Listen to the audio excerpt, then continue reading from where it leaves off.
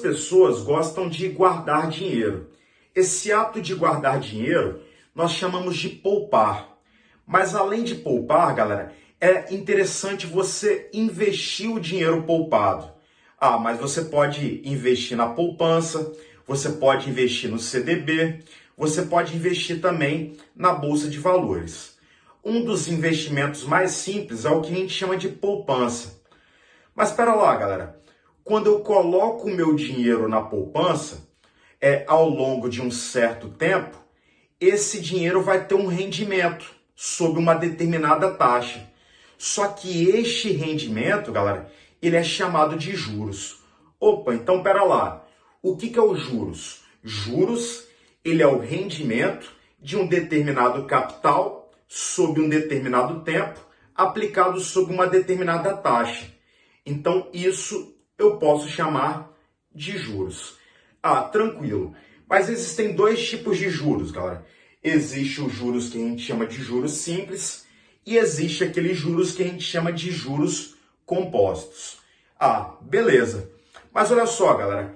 Qual que é a diferença entre os juros simples e os juros compostos? A partir de agora eu vou pontuar as principais diferenças sobre esses dois tipos de juros. Eu não quero me aprofundar neste momento nesses dois tipos de juros. Eu só quero pontuar as principais diferenças. Beleza. Só que antes de pontuar as principais diferenças, eu gostaria de dizer para você que na prática, galera, não é utilizado juros simples. Mas aí você deve estar pensando, poxa, mas se na prática não é utilizado o juros simples, na verdade, galera, o juros simples ele é utilizado mais na teoria, mais de forma teórica, ou até mesmo no empréstimo entre amigos, por exemplo. Só que na prática, nós vamos utilizar sempre uma aplicação a juros compostos, beleza? Então, a aplicação a juros compostos é a aplicação que os bancos eles costumam fazer. Mas imagine o seguinte, galera. Quando eu aplico R$1.000, eu tenho uma quantia inicial de R$1.000 e eu estou aplicando essa quantia a uma taxa de 10% ao mês. Então, vou colocar aqui, eu tenho R$1.000, só que eu estou aplicando esses R$1.000 a uma taxa de 10% ao mês. Então, vou colocar aqui dos dois lados, eu tenho aqui R$1.000 no início para essas duas aplicações, tanto a juros simples quanto a juros compostos. Mas imagine, galera, que nós estamos considerando em que esta taxa de aplicação seja uma taxa de 10%, por exemplo. Então imagine que o meu rendimento ele está sendo um rendimento de 10% ao mês. Beleza, então vou colocar aqui as quantias que eu vou ter ao final de cada mês. Eu vou analisar aqui num total de 3 meses. Então, vou colocar aqui, então, que este dinheiro ele foi aplicado ao longo de 3 meses. Então, vou fazer um paralelo ali entre juros simples e juros compostos a partir de agora. Beleza, galera? Se liga só, se eu estou aplicando R$1.000 a uma taxa de 10%, eu vou pensar primeiro nessa aplicação a juros simples. Mas aí eu posso pensar, galera, quanto que é 10% de 1.000? 10% de 1.000 eu sei que é a mesma coisa que 100. Então eu vou ter ao final do primeiro mês, 1.000, posso colocar aqui, mais R$100. Então eu tenho um rendimento de 10% ali. Mas reparem no seguinte detalhe, galera. Eu tenho 1.000 mais R$100, que isso vai ser igual a R$1.100. Então, posso colocar aqui o meu valor ao final do primeiro mês. A minha taxa ela é uma taxa de 10%, só que eu tenho que tomar cuidado, galera. Porque estes 10% ele está incidindo em cima do valor inicial. Só que no segundo mês, então, eu vou ter os 1.100 do mês anterior, só que eu tenho 10% de R$1.000. Então, os meus 10% ele incide sobre o valor inicial. Só que 10% de R$1.000 vai ser igual a quanto, galera? Continua sendo igual a 100. Beleza. Então, eu tenho ali que ao final do segundo mês, eu posso colocar ali que eu vou ter R$ 1.200. Tranquilo, galera. E no terceiro mês? No terceiro mês eu vou ter os 1.200 que eu tinha no mês anterior, mais o rendimento de 10%. Só que 10% de 1.000 vai ser igual a quanto? Vai ser igual a 100. Então, posso colocar aqui mais R$ 100. Reparem o seguinte, galera, que quando eu faço isso, eu obtenho ao final do terceiro mês R$ 1.300. Beleza. Então, eu já sei o seguinte, que uma aplicação em juros simples, a taxa ela sempre vai incidir em cima do valor inicial. Mas se essa aplicação fosse feita no regime de juros compostos, o que eu vou fazer, galera? Eu tenho os mesmos R$ 1.000, só que eu tenho uma taxa também de 10%. Só que, galera, de novo, 10% de 1.000, galera, vai ser igual a quanto? 10% de 1.000, eu sei que vai ser igual a R$ 100. Então, posso colocar aqui 1.000 mais 100, que é o meu rendimento. Só que 1.000 mais 100, galera, vai ser igual a quanto aquilo ali? Vai ser igual a 1.100. Pronto, coloquei 1.100 ali naquele caso. Prosseguindo, galera, nós temos então o 1.100 do período anterior. Então, vou colocar aqui os mesmos 1.100 que eu tinha no período anterior, só que a minha taxa de 10% ela continua incidindo. Só que os meus 10%, galera, agora eles vão incidir em cima do valor do período anterior. Quanto que é 10% de 1.100? 10% de 1.100, galera, vai ser 110. Então, eu posso colocar aqui que este cara vai ser igual a 110. Beleza. Então, ao final do segundo mês, quanto que eu passo a ter ali?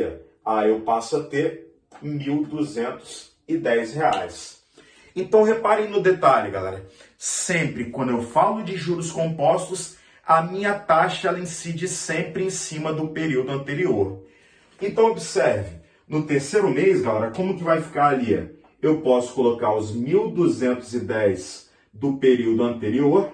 Então, eu tinha 1.210 no período anterior. Só que a minha taxa é uma taxa de rendimento de 10%. Quanto que é 10% de 1.210, galera? 10% de 1.210, eu posso colocar que vai ser igual a 121. Pronto, tá ali. Só que quando eu faço aquelas continhas, galera, eu posso afirmar que 1.210 mais 121, isso vai ser igual a 1.331. Então, vou colocar aqui que o valor ao final desse terceiro mês, ele é 1.331 ali. Eu não sei se você reparou, galera, mas a principal diferença entre juros simples e juros compostos é que no juros simples a taxa sempre incide em cima do valor inicial, ou seja, em cima do meu capital, e aqui em juros compostos a minha taxa ela incide sempre em cima do período anterior.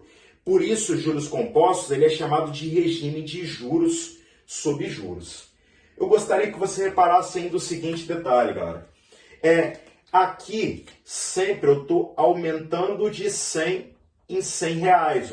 Então, sempre eu estou somando 100 reais ali de um mês para o outro. Então, posso colocar aqui sempre existe uma soma de 100 em 100 reais.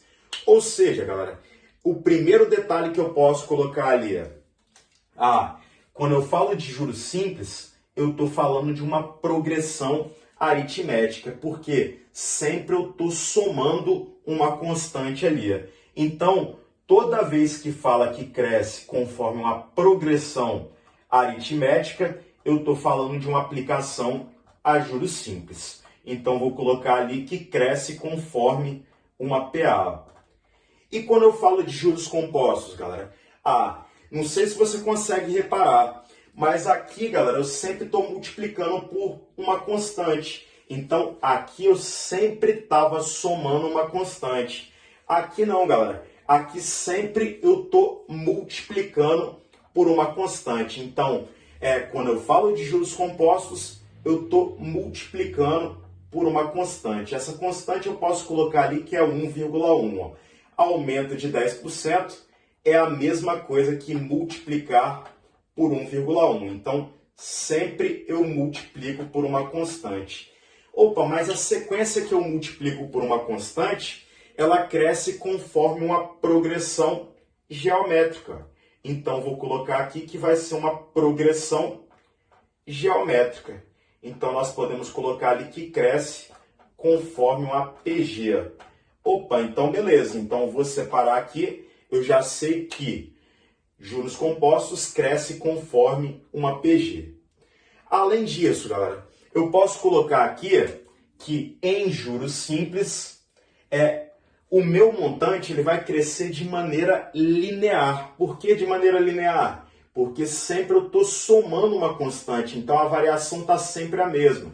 Então vou colocar aqui, cresce linearmente.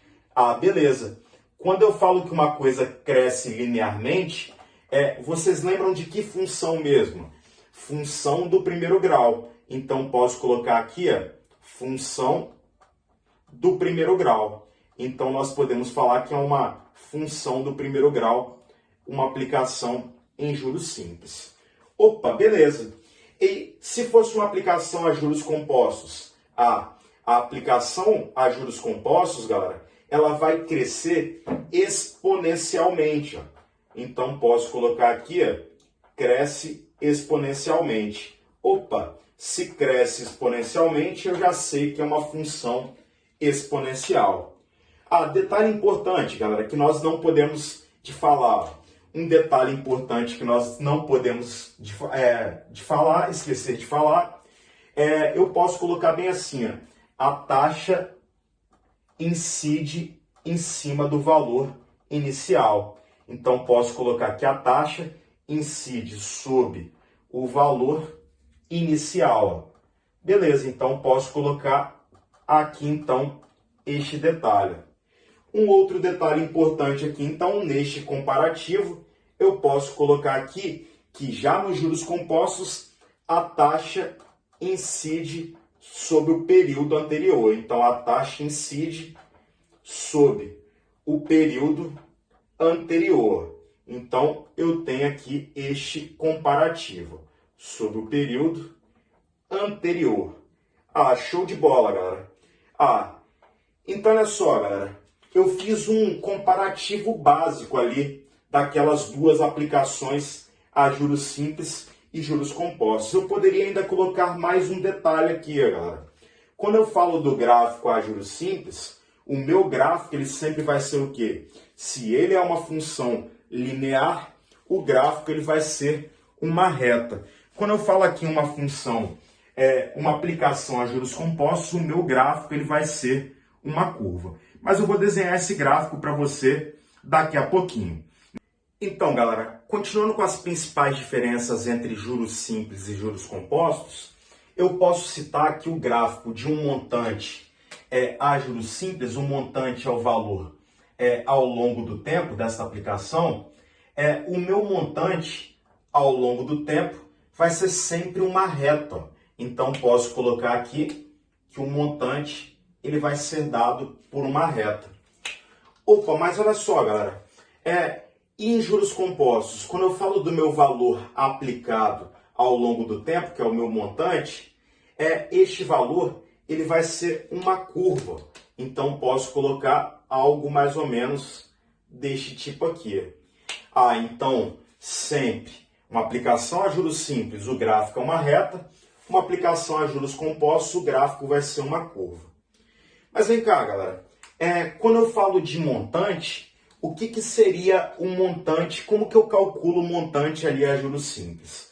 O montante ele vai ser dado por M, que é igual a C vezes 1 mais I, vezes T. Então, 1 mais I vezes T ali. Então, este seria o montante ali. O que seria o montante, galera? O montante é o meu valor de resgate, ou seja, o valor final. Posso colocar ali valor de resgate. Este cara aqui, que é o capital, é o valor inicial. Posso colocar ali também. Posso colocar que este cara aqui, que é o T, ele vai ser o tempo da aplicação, e este cara aqui é a taxa. Lembrando que tempo e taxa devem ter as mesmas unidades. E como que eu faço para calcular o montante, galera? Quando eu falo de juros compostos. Para calcular o montante, vai ser M é igual a C vezes 1 mais I elevado a T. Lembrando que esta função é a função exponencial, por isso que a incógnita T ela se encontra no expoente. Mas se liga, galera, de novo, este cara aqui eu posso falar que ele vai ser o meu valor de resgate. Então, posso colocar aqui valor de resgate. Posso colocar aqui que este cara aqui é o capital ou o valor inicial, tanto faz. Então, vou colocar aqui como sendo capital. Este cara aqui é a minha taxa e este cara aqui ele é o meu tempo. Então, essas são as principais diferenças ali. Mas lembrando, galera, que nesse tipo de fórmula, a minha taxa eu sempre tenho que colocar em número decimal. Então, por exemplo, se o cara fala que é uma taxa de 10%, 10% eu posso colocar que é a mesma coisa que 10 sobre 100, ou seja, eu tenho que utilizar a taxa como sendo 0,1 nessas duas fórmulas. Falamos então o seguinte, galera, eu tenho um capital, eu não vou entrar no detalhe, é o valor que eu apliquei, e tenho o valor de resgate, que é o montante. Então, o que seria os juros ali, galera? Os juros, ele nada mais é do que montante menos o capital. Isso para qualquer uma das duas aplicações. Então, juros é o montante menos o capital. Galera, eu fiz alguns comparativos ali entre os dois tipos de juros, mas nós vamos ver que eu posso ter problemas de juros envolvendo com porcentagem, eu posso ter problemas de juros envolvendo com juros simples e eu posso ter problemas de juros envolvendo também com juros compostos. Eu só vou resolver 3 exemplos para você ver como que isso pode aparecer e depois eu vou falar especificamente de cada tipo de juros.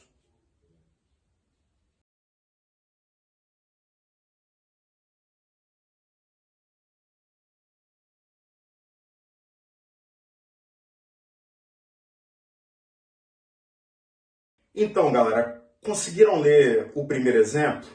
Então, vou fazer ele agora com vocês. Se liga só. No primeiro exemplo, ele fala que um determinado produto ele é vendido à vista por R$200. Mas este mesmo produto ele pode ser parcelado, com uma parcela no ato da compra de R$110, mais outra parcela após um mês também de R$110. Mas se liga só, galera. Pensa comigo.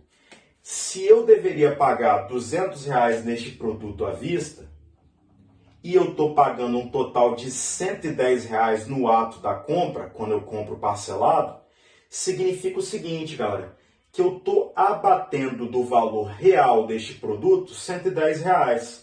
O que significa no ato da compra? Significa que eu estou dando 110 à vista.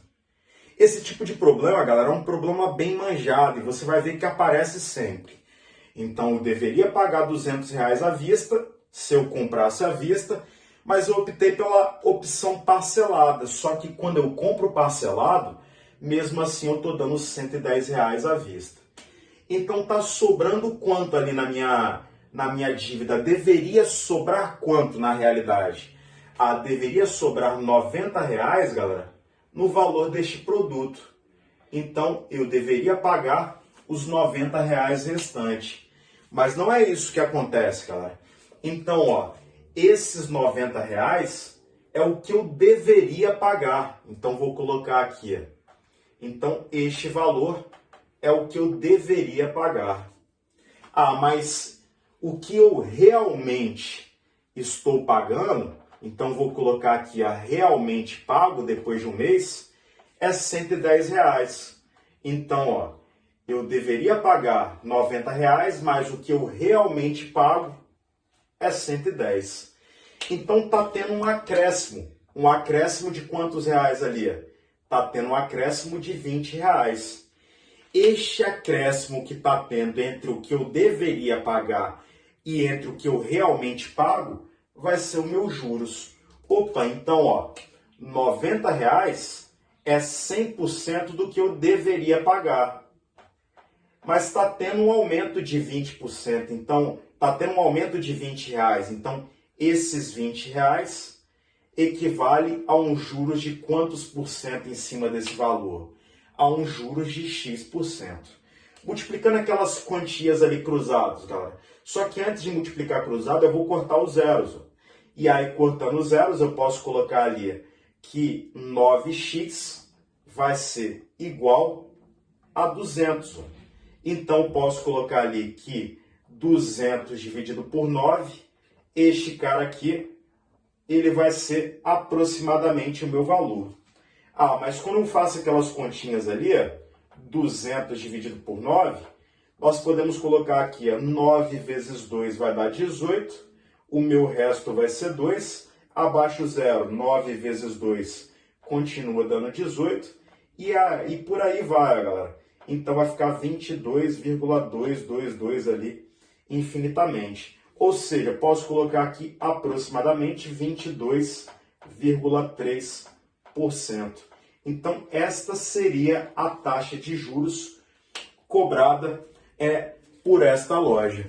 Beleza, galera? Então, se liga com esse tipo de questão, que esse tipo de questão é um tipo de questão manjada, bem repetitiva.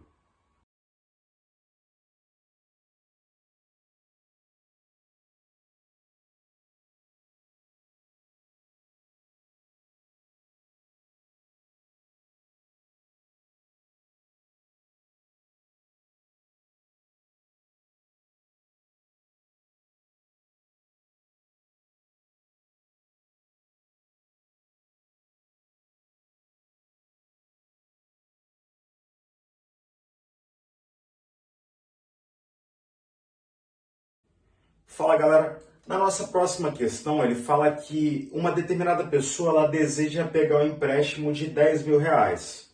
Mas ela tem duas opções. A opção 1 é pegar este empréstimo a juros simples com uma taxa de 11,4% ao mês. Ou pegar esse dinheiro emprestado a juros compostos com uma taxa de 10% ao mês. E essa pessoa ela deseja pagar esta quantia após 4 meses. E ele quer saber qual que é a maneira mais vantajosa de fazer esse empréstimo. Se liga só, galera, se ele fizesse esse empréstimo a juros simples, eu poderia colocar bem assim, detalhado. Eu poderia colocar que o capital que essa pessoa vai pegar emprestado é um capital de R$ 10.000, então posso colocar ali os R$ 10.000. Além disso, galera, do capital ser um capital de R$ 10.000, eu posso colocar ali que o tempo que ela vai levar para pagar este empréstimo é um tempo de 4 meses. Ó. Então, vou colocar ali que o tempo ele é um tempo de 4 meses. A taxa é uma taxa de 11,4%. E 11,4% eu posso colocar que é 11,4 sobre 100. Ou seja, 0,114. E eu quero descobrir qual que é o valor que ela vai pagar, ou seja, qual que é o montante que ela vai pagar. Só que nós sabemos que montante, quando eu falo de juros simples, é C, que é o capital, vezes 1 mais IT. Então, nós podemos organizar assim. Então quem que vai ser o montante ali naquele caso, galera? Montante eu posso colocar ali 10.000 vezes 1 mais, posso colocar ali 0,114 vezes 4.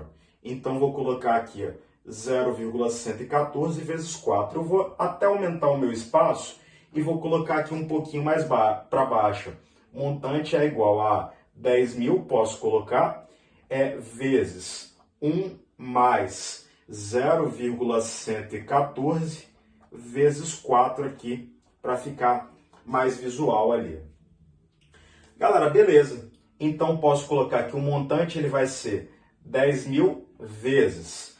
Eu tenho ali 1 mais 0,456.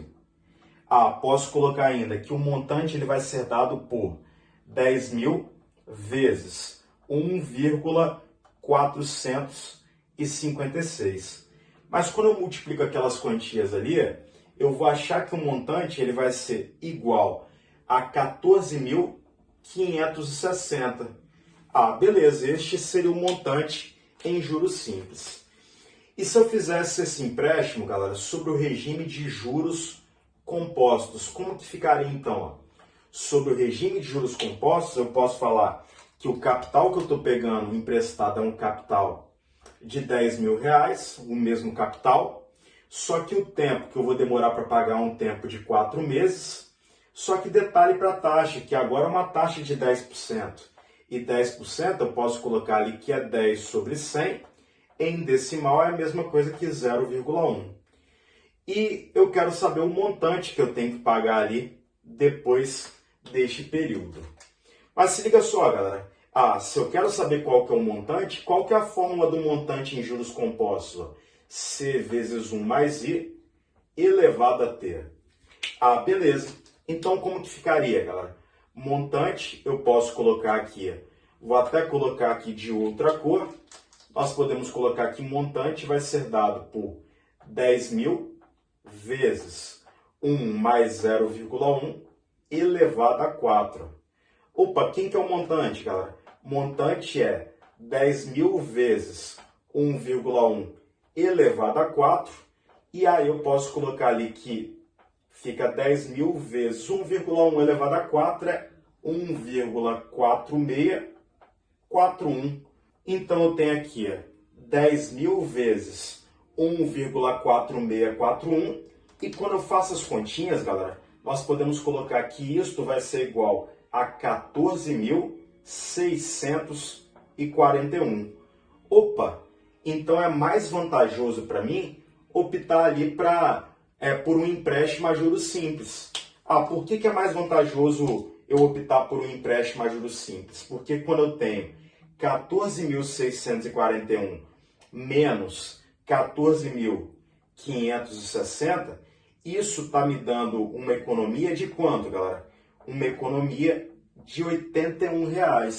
Então, por isso que é mais vantajoso eu optar, neste caso, por juros simples. Então, galera, a partir de agora nós vamos resolver mais um exemplo deste assunto.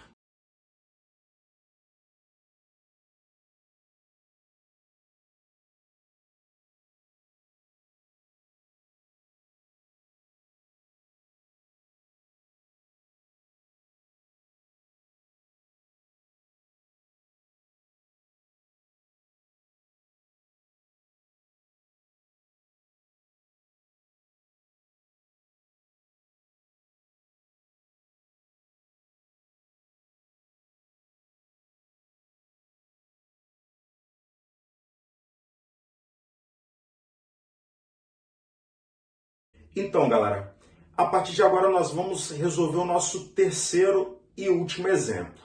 Se liga só, o problema fala de uma pessoa que foi comprar um determinado produto para sua casa. Só que nesta compra ele optou pela opção parcelada, com uma parcela após 30 dias e a segunda parcela após 60 dias. De maneira que essa taxa de pagamento é uma taxa de 3% ao mês. E ele pergunta, por quanto sairia este produto se ele fosse pago à vista? Então, galera, o esquema do nosso problema é um esquema mais ou menos assim. Eu vou colocar aqui um diagrama para representar esta situação. Eu tenho uma taxa de 3% ao mês. Só que, esta taxa de 3%, ela incide, então tem aqui, taxa de 3% ao mês, de maneira que eu vou pagar uma primeira parcela, em que essa primeira parcela vai ser de R$ 103, mas ainda no valor restante do produto, quando eu abater esse 103, ainda vai incidir uma taxa de 3% no valor restante, e aí eu vou pagar aqui na segunda parcela um total de R$ 212,18. Então, galera, este problema de antecipar a dívida é o que a gente chama de amortização. Se liga só, mas eu quero saber, galera, então, quando eu antecipo este cara aqui, esta parcela, antecipe um mês, eu vou pagar ela num valor de X reais, porque eu estou tirando juros. Então, olha qual que vai ser a minha sacada para esta primeira parcela. Eu tenho um juros de 3%. Olha o que eu vou fazer então. Ó. Montante é igual a C vezes 1 mais I elevado a T. Beleza. Por que eu estou pensando em juros compostos? Porque eu sempre tenho os 3% incidindo em cima do período anterior. E eu já sei que quando incide no período anterior, eu posso aplicar juros compostos. Só que o montante que eu estou pagando após um mês é 103. Então, eu vou colocar aqui 103, posso colocar. É o capital que eu pagaria nessa parcela um mês antes, ou seja, um capital X, vezes 1 mais I. Só que este I, galera, este I é uma taxa de 3%, então posso colocar 3 sobre 100, que é a mesma coisa que 0,03. E quanto tempo que eu estou antecipando essa parcela? Estou antecipando em um mês. Então, nós podemos colocar aqui, 103 é igual a X vezes 1,03 elevado a 1. Passo 1,03 para o outro lado dividindo, então 103 dividido por 1,03 é o valor X dessa parcela antecipada. E este valor vai ser um valor de R$100. Mas eu poderia pegar também, galera, esta outra parcela aqui e antecipar ela. Só que esta outra parcela, galera, eu estaria antecipando ela em quanto tempo? Em 2 meses. Então agora o meu tempo ele vai ser um tempo de 2 meses ali. Mas quando eu antecipo ela, eu pagaria um valor Y ali nesta parcela. Então posso colocar aqui de novo, o montante é igual a C vezes 1 mais I elevado a T. Só que muito cuidado, galera. Qual que é o montante que eu estou pagando aqui 2 meses depois? 212,18 é igual ao meu capital, que é este valor antecipado em 2 meses que eu chamei de Y, vezes, posso colocar aqui 1 mais o I, só que o I vale quanto mesmo? 0,03 elevado a T. Mas quanto que vai valer o T, galera? Eu estou antecipando em 2 meses. Eu estou antecipando a minha segunda parcela, que foi paga após 60 dias. Então, antecipei 2 meses. Por isso que o T ele vai valer 2 ali. E aí, galera, eu posso colocar 212,18 é igual a Y vezes 1,03 elevado ao quadrado. Joga esse cara para o outro lado, galera. 212,18 dividido por 1,03 elevado ao quadrado, nós podemos colocar aqui. Se eu fizesse esse cálculo de 1,03 elevado ao quadrado e pegasse o 212,18 e dividisse pelo resultado desse cálculo, eu iria obter que Y é igual a R$200. Opa, então eu achei que a primeira parcela antecipada é 100, a segunda é 200. Ou seja, quanto que eu pagaria por este produto à vista? 100 mais 200, que é igual a R$300. Então, este seria o meu valor deste produto à vista. Beleza, galera? Então, o objetivo desta aula foi só fazer com que você consiga diferenciar ali e entender as principais diferenças de juros simples e juros compostos.